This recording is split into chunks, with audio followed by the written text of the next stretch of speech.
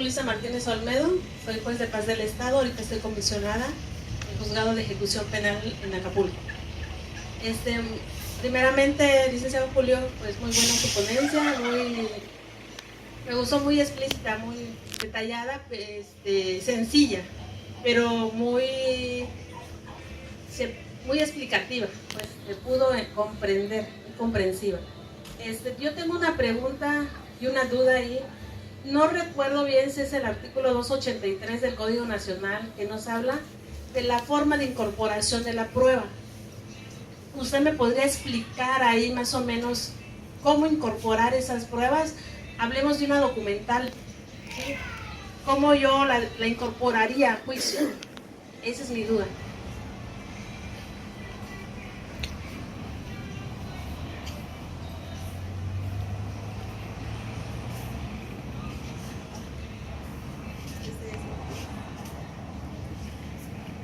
Buenas tardes. Yo no tengo preguntas, pero quiero hacerle un comentario. Gracias, Julio Torres, por estar aquí con nosotros. Que no sea la primera vez, que sea una más y más y más, porque tu ponencia fue algo fructífero para todos y creo que es más que nada un orgullo que tú seas sanmarqueño y que tengas tanto conocimiento de esto. Gracias, mi reconocimiento para ti.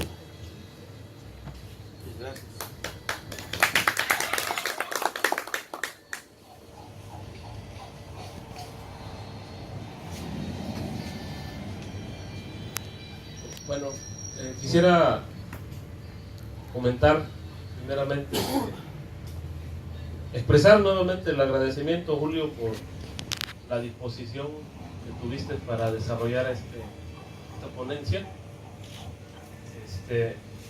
y sobre todo el ánimo que tienes para que esto continúe, para que se inyecte en los compañeros abogados pues el ánimo de estar en estas charlas, en estas ponencias que no las tenemos en la Costa Chica.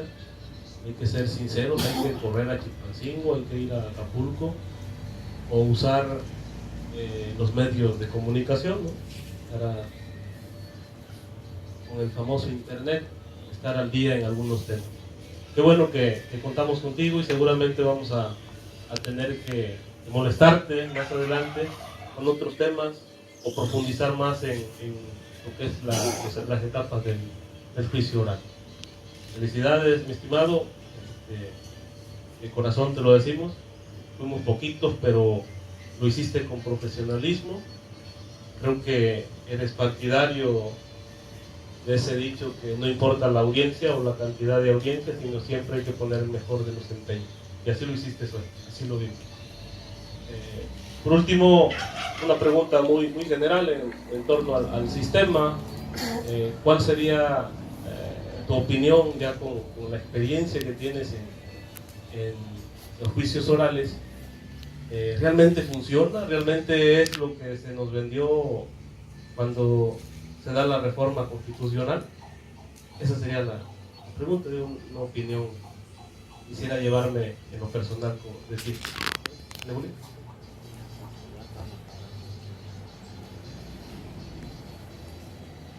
¿Alguien más? ¿Los compañeros aquí presentes? Buenas tardes. También le sumo a las felicitaciones para el maestro Julio Torres, paisano de este municipio originario. Y a mí me llamó la atención algo, no quiero quedarme con la duda, a lo mejor es para los que tenemos poca noción del nuevo sistema. En la primera columna que dice arriba, lugar de intervención, vemos en la parte de abajo lo que es la justicia alternativa. Me gustaría ahí, primo, nos explicar, ahondar un poquito más cuál es la mecánica de la justicia alternativa, vamos, de qué se trata, porque vemos como actores principales ahí al MP, a la policía, al perito. ¿Quién conllevaría en un momento dado esa justicia alternativa? ¿Quién sería la punta de lanza y cuál es la mecánica de esa justicia alternativa?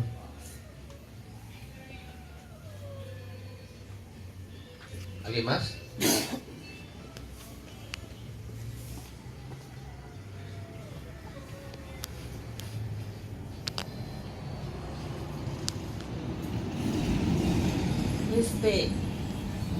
Ahí en la etapa intermedia nos habló rápidamente que podía haber ahí el procedimiento abreviado. ¿Es únicamente en la etapa intermedia el procedimiento abreviado? ¿Y cómo se desahoga ese procedimiento abreviado ahí? Por favor.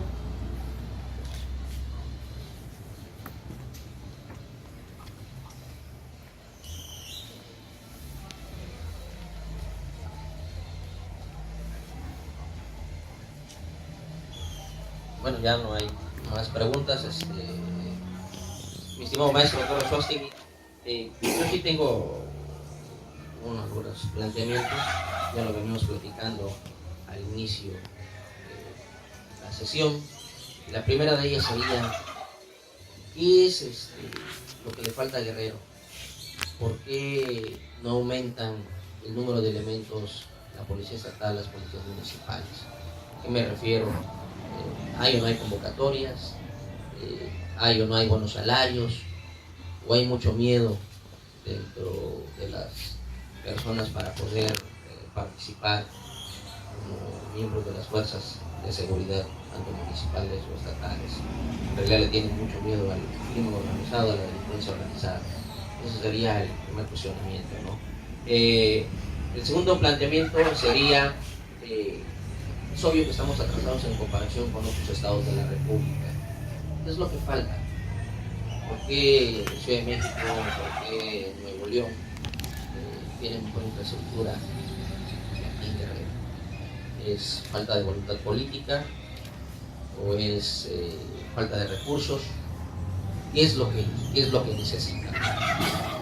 Y un tercer planteamiento sería, ¿cuáles serían sus comentarios o consejos para los mismos compañeros abogados para entender de mejor manera estos juicios orales o este nuevo sistema de justicia penal? Bueno, ya que usted cuenta con una vasta experiencia, lo mostró claramente con su exposición, pero sí es importante que pudiera brindar algunos consejos a los compañeros abogados, y sobre todo que son de seguridad. Esos serían mis tres planteamientos y le agradezco y pues, le damos el uso de la palabra al estimado maestro Jorge Suástegui.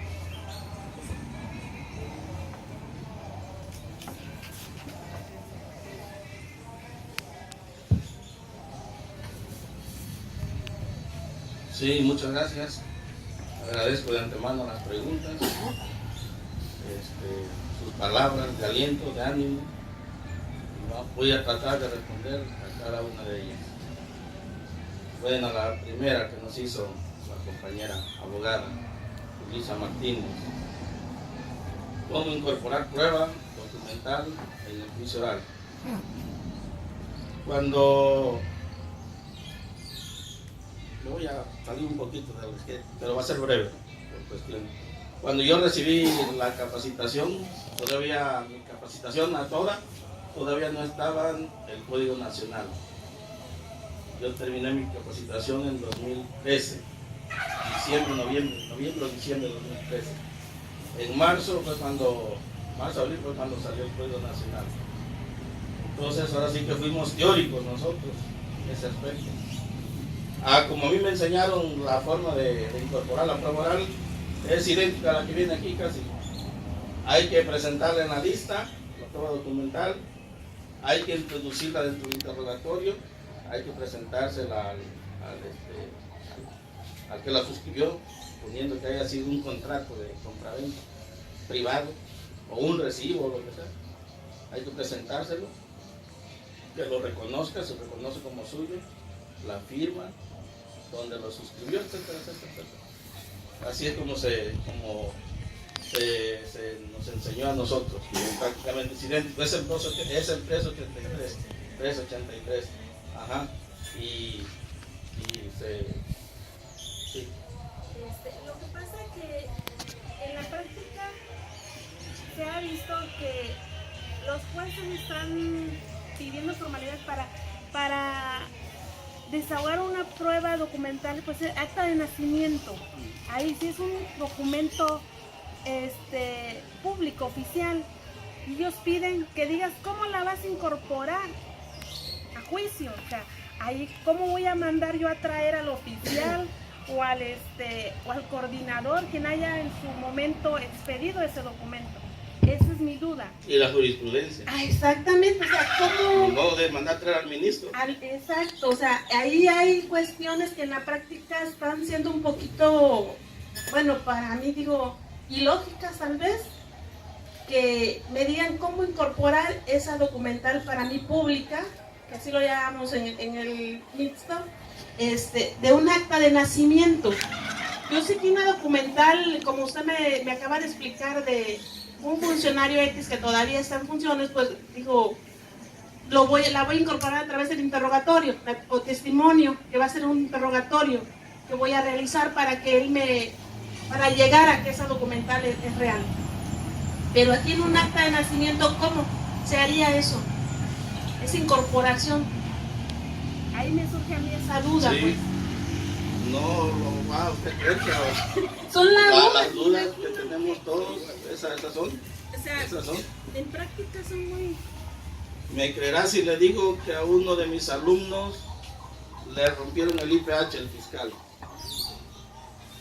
Porque llenaron el IPH de la Procuraduría. Ellos tienen sus propios formatos y se lo rompieron.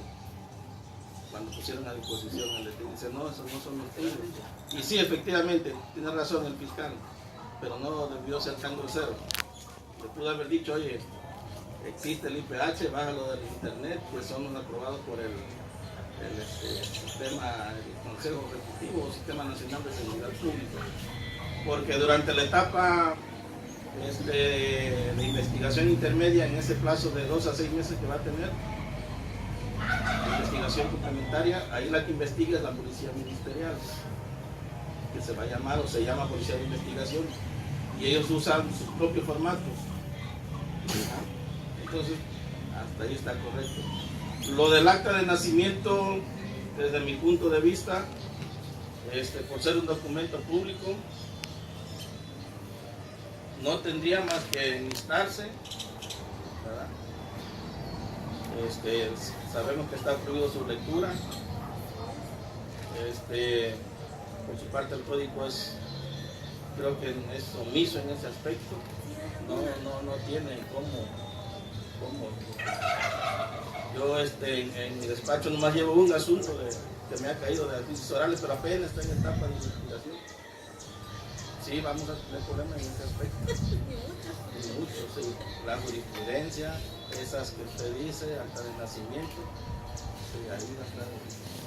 O cuando sea un testimonio público de un notario. Es que no se han homologado criterios en cuanto a los jueces para resolver. Cada uno tiene su propio criterio, entonces Sí. mientras no se homologue un criterio por los jueces de control, va a haber Lo único que nos queda es esperar a los criterios jurisprudenciales a ver qué dice la Suprema Corte. ¿Cómo se van a entregar esa prueba? Pero sí, yo también tengo muchísimas dudas, muchísimas. Pero gracias por Claro. el comentario. Bueno, segunda pregunta, mi primo Carlos. ¿Funcionará el sistema? Sí, pero va para largo, mediano plazo, 10, 15 años, si nos ponemos a estudiar todo. Y si no nos ponemos los abogados en un plan belicoso, de que toda fuerza tiene que ser litigio y vamos a agotar a llegar hasta la última etapa. Ya les dije que en la teoría, en el papel, en los libros, bien, dice que la mediación y la conciliación son lo primordial, hay que darle preferencia. El juicio es subsidiario para los delitos más graves. Pero el abogado, si no nos cambiamos el chip, si seguimos con nuestra naturaleza belicosa, litigiosa, que todo lo vemos como pleito, todo lo traducimos en pleito, en conflicto, sí lo vamos a colapsar. Por el robo de un bolillo vamos a querer ir al juicio. Hombre, hay que abonar a la mediación, a la conciliación. A lo mejor ganamos menos, pero ganamos más rápido. Así que al cliente no le vas a cobrar lo de todo el juicio, al menos lo de la conciliación. Lo otro que se necesita es capacitar a la policía. Creo que empezaron al revés, le metieron mucho dinero al Poder Judicial, y al policía le dieron al último, y al perito, y a los policías ministeriales. Cuando la base del policía, ahora sí que es la base de lo que hace todo, empezaron al revés. También nos vamos a equivocar. Todos los países que empezaron con juicios orales, Chile, Colombia, Argentina, todos se equivocaron al principio. Ninguno empezó perfecto. Es normal, es natural. Se tardaron 5 o 10 años en arrancar, en despejar. Entonces, como yo siempre les digo a mis alumnos y a los compañeros abogados, no se preocupen si cometen errores al principio. A lo mejor va a ser doloroso que salga un violador, un secuestrador, pero eso nos va a poner, a estudiar, a capacitarnos, y ahí ya vamos a ir despegando poco a poco. Igual a los abogados, si no sabes en una audiencia, si te corre el juez, si te saca de una audiencia, tú no te preocupes. Todos así empezamos. Ningún país, el que me digas, empezó perfecto. Todos se equivocaron al principio.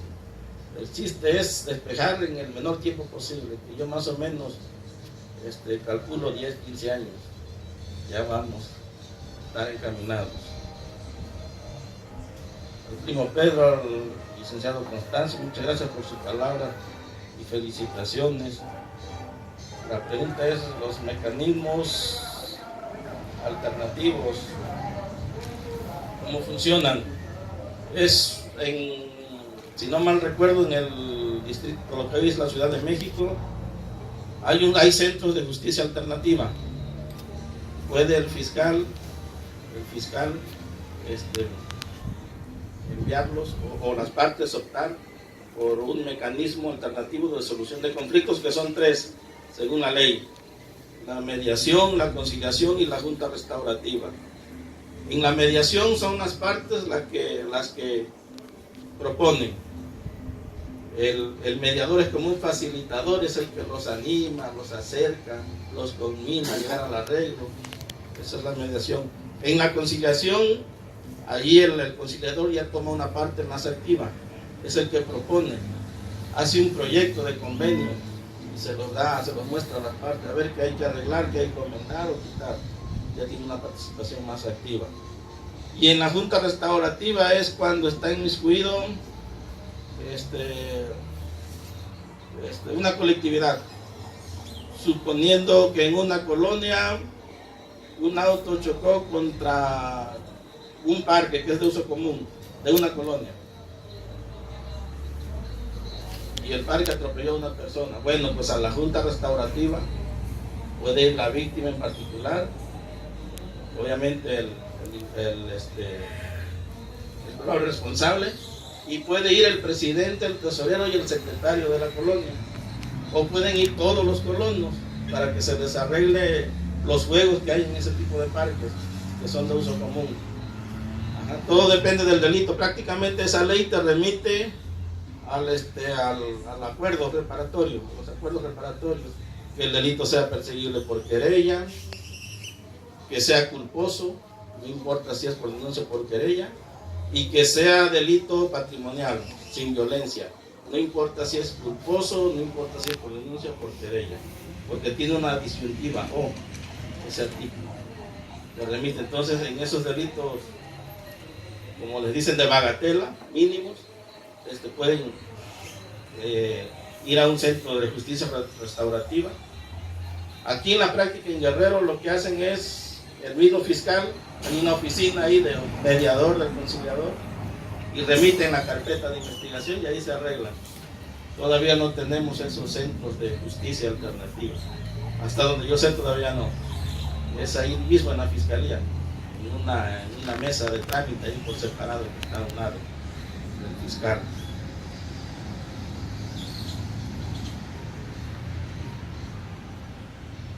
El procedimiento abreviado, ¿cómo se desahoga? No me acuerdo el artículo, pero el código dice,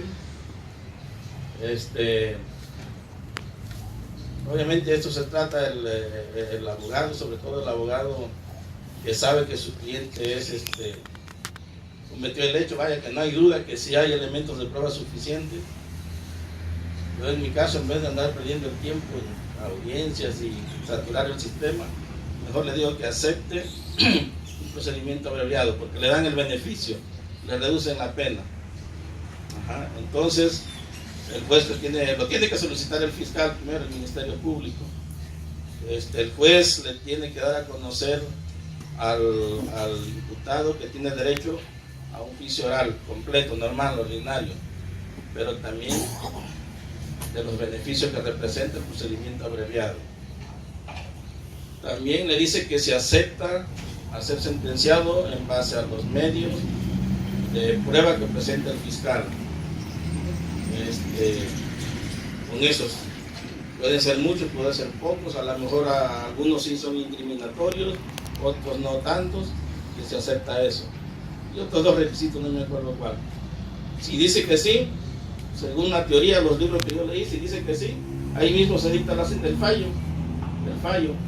Igual que en el juicio oral, nomás se dicta el fallo. La sentencia esa después, te la van a dar por escrito, cuando pidas copia. Ahí nomás te explican las pruebas, el valor que se le dio y el sentido del fallo. Se absuelve o se condena. Así es, a grandes rasgos, así es el procedimiento abreviado. Si no mal recuerdo, el beneficio que hay se le reduce en una tercera parte la sanción que se le va a imponer. Una tercera parte.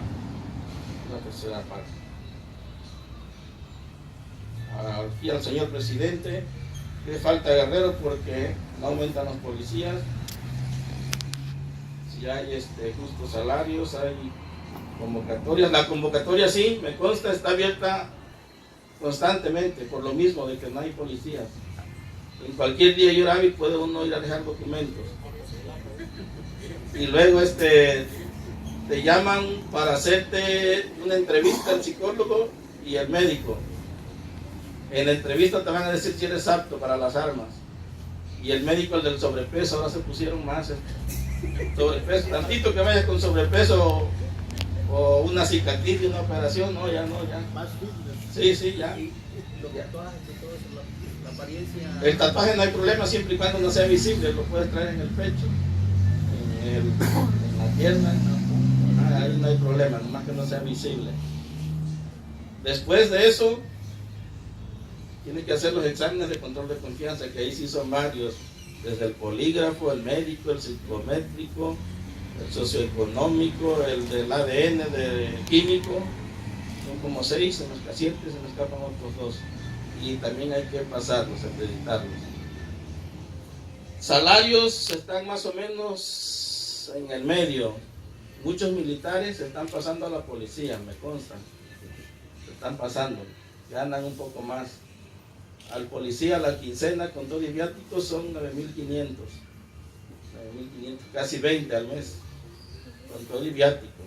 ¿El nivel académico, maestro? Sí, recibe con secundaria, pero tienes el compromiso de que allí en el sistema educativo que tenemos en Unipol hay bachillerato, tenemos un convenio con bachilleres para estudiarlo como si fuera el sistema abierto, a tu tiempo, así.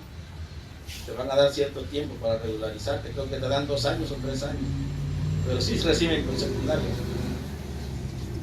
No sé si por el desempleo, pero hay abogados, hay maestros de Ayotzinapa, normalistas, hay psicólogos, hay químicos. Ya sabemos que por alguna cosa muchos de ellos van por cumplir el curso, en realidad les van a ayudar, perdón por lo que voy a decir, van a ocupar un puesto administrativo por palancazo. Solo que ahora para trabajar en seguridad pública, hasta los administrativos ahora tienen que hacer el curso. Entonces muchos de ellos, quizás la mayoría que va a conversación, van a desempeñar puestos administrativos. Tenemos un déficit de 12.000 policías, hacen falta. 12.000, solamente hay 4.000 y tantos. Faltan 12.000. Yo te lo digo porque la capacitación que dimos en materia de primer respondiente nos las echamos de febrero, mediados de febrero al 31 de mayo. Estábamos de 8 a 8 dando clases, incluyendo los sábados. porque no se organizaron los jefes, y ahora sí que nos dieron una buena, estábamos cansados, seguiditas, 3 meses, 4,000 y tantos policías, hacen falta 12,000. Creo que nadie quiere ser policía, nadie quiere ser policía. Yo creo que ya lo utilizan como última opción, aunque también se les dice cuando van entrando que por lo que mandata el artículo 21, el principio de profesionalización, tienen que profesionalizarse. Es decir, se les permite usar una carrera de licenciatura en seguridad pública, que ahí mismo tenemos 5, 3 son abiertas al público, y la de licenciatura en seguridad pública y administración penitenciaria solamente son para los operativos. Entonces se les dice que hagan lo posible por superarse. Aquí el problema que desalienta es que no se hace efectivo la carrera policial. Llega a ser jefe por dedazo, porque llega a ser jefe. En vez de someterlo a un concurso, a una promoción, no sé, concurso de oposición, etc. Todavía yo creo que ahí está el punto, porque hay muchos buenos alumnos, inteligentes, sobre todo los que ya llevan profesión, la entienden perfectamente al IPH, al protocolo, y sí, esa es una de las grandes fallas, la carrera, que ya está prevista la carrera policial, pero que no se lleva a cabo. Todo es por palancazo.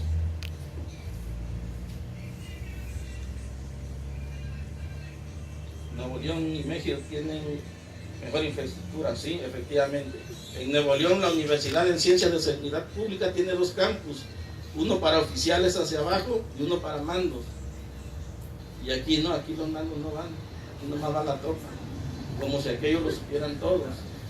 ¿Y sabe qué le dicen los alumnos? El alumno que quiere utilizar lo que aprendió le dice, no, aquí se hace lo que yo mando, y eso se hace. Así que eso desalienta la capacitación, la profesionalización, y el alumno que va con valores, porque tenemos un área de psicólogos que le dan esas materias de valores, manejo de estrés, ética policial, etcétera, etcétera, se desalienta. ¿Y qué pasa? Lo absorbe el sistema y se corrompe. Y todo porque los jefes no van. A lo mejor el secretario no, pero de subsecretario para abajo, o de director para abajo deberían de ir. Un coordinador de zona nunca va. El coordinador de la Costa Chica, de la policía. No sé si piensan que ya lo saben todo o creen que no es necesario. No saben acordonar la escena del crimen, no, nada de eso. Y sí tienen mejor infraestructura y mejor salario en Nuevo León. Incluso ahí hay unos paisanos de las vigas, estos que se apellidan Cruz Alta. Fue mi alumno ahí y después se pasó a Nuevo León. Y el salario son como 12 o 14 a la quincena, según me decían. Y mejores prestaciones, allá sí les dan vivienda, lo que quieran.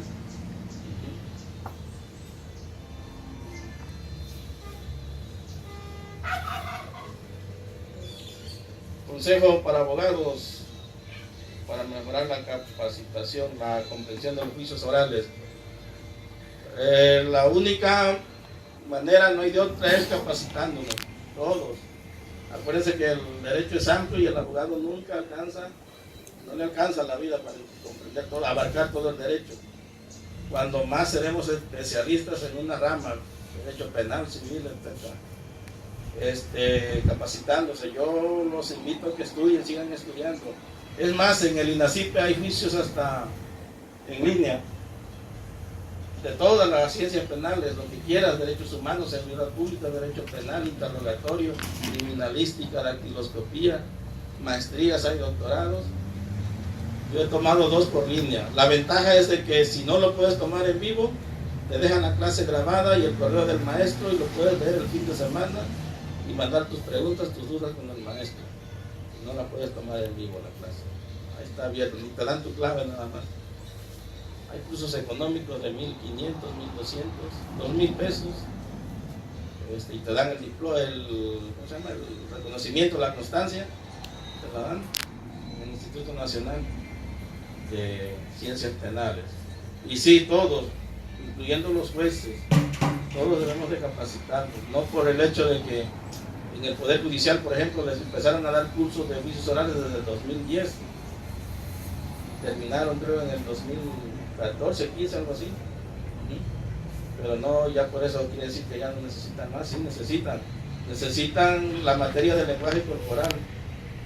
Los que hemos tomado algún curso de eso, es importante el lenguaje corporal, sobre todo va a ser importante para los jueces, para que resuelvan su sentencia conforme a lo que vean, lo que palpiten, lo que perciban del que está declarando. Luego se ven los síntomas de la persona que está mintiendo.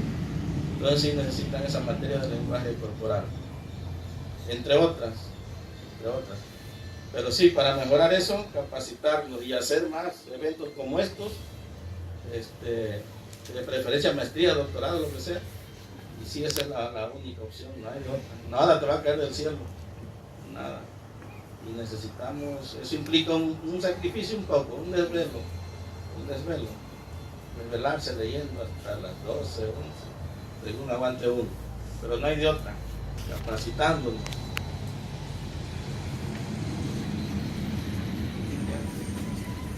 Sí, son todas las. Tengo una pregunta. Sí, adelante. Sí, lo que pasa es que en la etapa de investigación hace mención que en el lugar de los hechos hacen participación 3 policías. ¿3? Ajá, 3 policías, o sea, pero aquí mi duda es, o sea, ellos son los que se van, usted mencionó sobre los 5 pasos, pero lo van a hacer, o sea, entre los 3 o ahí como, o sea, ajá, cada quien va a tener su responsabilidad. Así es. Sí, ahorita le explico por qué le toca. A la policía primer respondiente, que es el número 1, recuerdo, ¿no? Con el número 1, le tocan las actividades de preservación del lugar de los hechos o de intervención. Tienen un protocolo que se llama así, precisamente el protocolo del primer respondiente. Prácticamente, en concreto, todo se resume a preservar la escena del crimen, y asegurar, o sea, dar seguridad que nadie entre a alterar la escena. Tienen su protocolo, hasta ahí termina, y ahí tienen que esperar que vayan los peritos o la otra policía nueva, el número 2, policía con capacidades para procesar la escena del crimen. Tienen su propio protocolo, que tiene el mismo nombre, protocolo de policía para la capacitación. Ya que está acordonada la escena del crimen, ellos hacen la chamba adentro, con los indicios.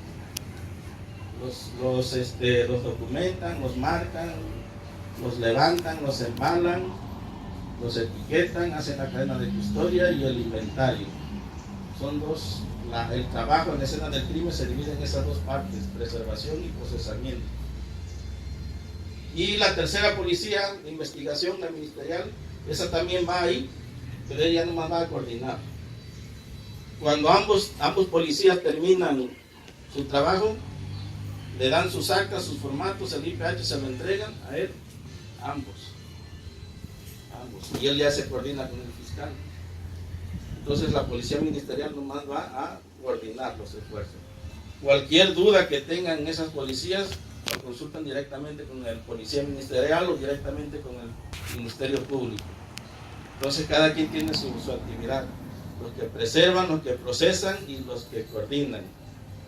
Cada policía. Son 3. El problema es de que el protocolo permite a la policía de preservación, de primer respondiente, les permite hacer labores de procesamiento cuando prioricen. Priorizar significa que van a hacer todo el trabajo, los 10 pasos, a la policía primer respondiente, pero nada más cuando los indicios estén en peligro.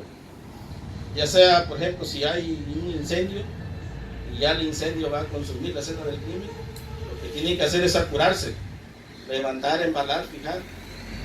Tienen que hacer en lo que llega a la otra policía.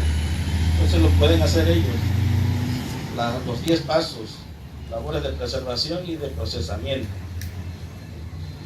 Y sí, la ministerial esa es la que coordina las actividades, pero son 3 policías, más la policía de traslado, la que traslada a los reclusos, la unidad de traslado, el reclusorio al juzgado. Todas tienen su protocolo, son 5 protocolos, y el de cadena de custodia, los nuevos protocolos. Pueden bajar por internet con ese nombre: protocolo del primer respondiente y protocolo de la policía con capacidades para procesar el lugar de intervención. Esas son las 3 policías ahora. En la práctica vemos a los peritos ahorita, policía con capacidades para procesar, no la hay. La policía primer respondiente es lo que hace todo, porque para allá va, según el artículo transitorio, la policía con capacidades para procesar esa unidad es nada más como un tránsito. Ya que aprendan los demás, todas las policías, a procesar, ya desaparece esa unidad. Si no mal recuerdo, es el artículo 10 transitorio.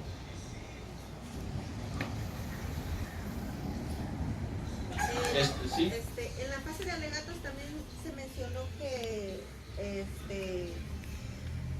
a los policías también, o sea, se le van a hacer preguntas Sí, si lo considera el fiscal y los incluye en la lista, en la etapa intermedia en la lista de pruebas. Ajá. No, de desahogo de pruebas. Ajá. Desahogo. Si los incluye en la lista, sí, tienen que ir. En realidad se ensañan más con los peritos o con la policía con capacidades para procesar. Ya sería un lujo, mucho lujo, que el fiscal citara, por ejemplo, a declarar algo que acordó, no. Salvo que usted alegue en su alegato de apertura, en su teoría del caso, que la escena, como defensa, que la escena estuvo mal procesada, que no se acordonó de forma correcta, que son 50 metros a partir del último indicio, o menos, porque a veces es una calle y no alcanza, que no se pusieron guantes, que no se cambiaron los guantes, que no se embaló de manera adecuada, que los indicios se movieron de su lugar original. Bueno, todo eso, si ese es su alegato de apertura, si eso va a alegar, sí, lo puede usted llamar en la lista como testigo hostil. Sí.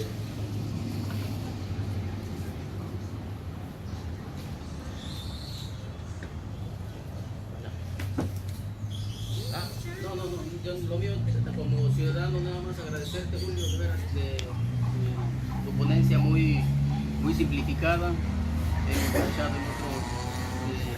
en otros lugares este tipo de trabajos y te dejan un mar de dudas en vez de que te las disipen. Agradecido por venir, como buen sanmarqueño, de veras, pocos como tú. Lo que veo en la ciudadanía sanmarqueña en el ámbito de abogacía y de litigantes es mucha apatía, mucho desinterés en no prepararse, en no querer crecer, cuando se tiene la posibilidad de atender este tipo de eventos de manera gratuita, con todos tus conocimientos puestos al servicio de los amigos. Pues sí, agradecido, de verdad, y mi reconocimiento. Una pregunta nada más, casi para rematar la pregunta que hizo el licenciado Octavio. ¿Cuál crees que es el futuro inmediato de este nuevo sistema penal acusatorio? Pensando que es un modelo burdo que es una toma burda del modelo anglosajón y después del sistema penal americano, implementado aquí en el estado de Guerrero, siendo uno de los estados más pobres y con una sociedad que tiene casi un nulo conocimiento de lo que es lo judicial. A título particular, personal, ¿hasta dónde crees que va a llegar esto? ¿O piensas, dentro de la realidad que va a venir, que viene hacia atrás, que va a ser revertido, que va a ser revertido esto? Poniendo de ejemplo la Ciudad de México, que ya están iniciando esto, de que la Ciudad de México no está caminando. No mencionemos Nuevo León, la Ciudad de Monterrey, que son ciudades donde se tiene sí el poder económico, la ciudadanía está más preparada, se presta realmente los juzgados allá funcionan como tal. Y digo esto porque aquí en el estado de Guerrero, con todo el sistema viciado, ya un sistema caduco, y ministerios públicos, con las viejas prácticas de